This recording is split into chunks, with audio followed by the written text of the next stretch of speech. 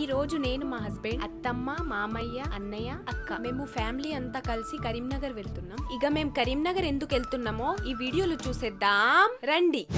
నా ఛానల్లో full vlog కావాలంటే ఈ వీడియోకి 20K లైక్స్ కొట్టండి.